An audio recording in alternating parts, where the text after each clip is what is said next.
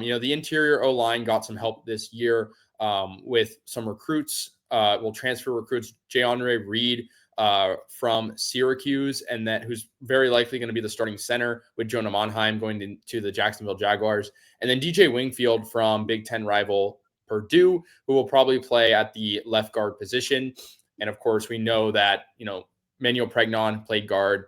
And of course, Mason Murphy's gone as well. I'm sure a lot of USC fans are happy about that as well, because he, let's just say he had more missed assignments than most high schoolers with a 0.2 GPA have.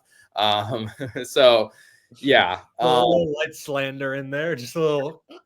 Well, I mean, it's true. I mean, I'm not saying you're wrong. Don't get me wrong about that. You're not incorrect. I mean, then you also have we know that last year some of the younger O linemen struggled. Elijah Page, didn't have the start he wanted to. I thought he picked things up pretty well down the stretch. 100%. He got so much better over time. Just sorry to cut you off. He definitely started off a little shaky. I mean, coming into the season, you kept seeing social media videos of I don't know if you remember this, of Elijah Page and just how much bigger he was.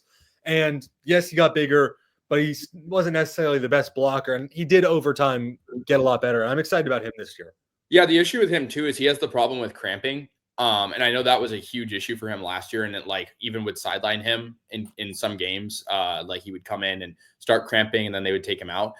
So I think it's a big year for number 72 on the left tackle. I mean, left tackle is just such an important position, right? Yeah. And I think with Maeva being the mobile QB that he is, I think that maybe favors Page a bit more, because we know that Miller Moss was just sitting in the pocket on that blind side. And then you have Alani Noah, right guard. Again, another guy who started out a little slower, but showed a lot of good progress. But Tobias Raymond was really that breakout player on the right side of the offensive line. Thoughts on him? I mean, of course, he started the year kind of as an unknown and came in and really, I thought, shined well. Yeah, I mean, similarly to Elijah Page, as the season progressed along, we saw a lot of these younger guys begin to step up, really turn into what we thought they would be as prospects, as what we were hearing from training camp.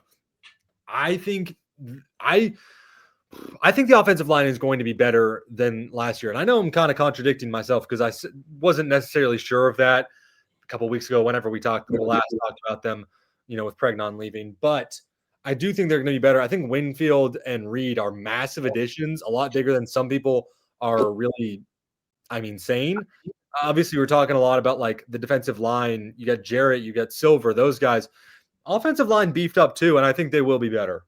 Yeah, and I mean, you look at a guy like JeAndre Reed, who was blocking for Kyle McCord last year, who really is not that mobile of a quarterback. And then yeah, exactly. And then you come to USC, where you have Jaden Maeva as your starting QB, who is a lot more mobile. So it's only going to make it easier for him. And I mean, Kyle McCord had one of the best seasons by a quarterback last year, statistically speaking. So, and he's the center. I mean, I think that's a huge addition. Wingfield, of course, was on a worse team, but he's an older guy. He's a redshirt senior, and so is Reed. They're both redshirt seniors, so they both have experience. It's not like the O-line didn't have experience last year, but I just felt like giving Monheim that sort of responsibility, because he changed positions, right? Yeah, right. He was, I believe, on the interior before. He was a guard, and then he moved to center. Yeah, and I mean, we know how good I thought Justin Dedich was. He was great. And so, I mean, he's in the NFL because of it. And so when you go from that to Monheim with a less mobile QB, it's not like Monheim's bad by any means. Great offensive lineman. He's in the NFL for a reason, but he just couldn't hold it down himself. And I don't really blame him.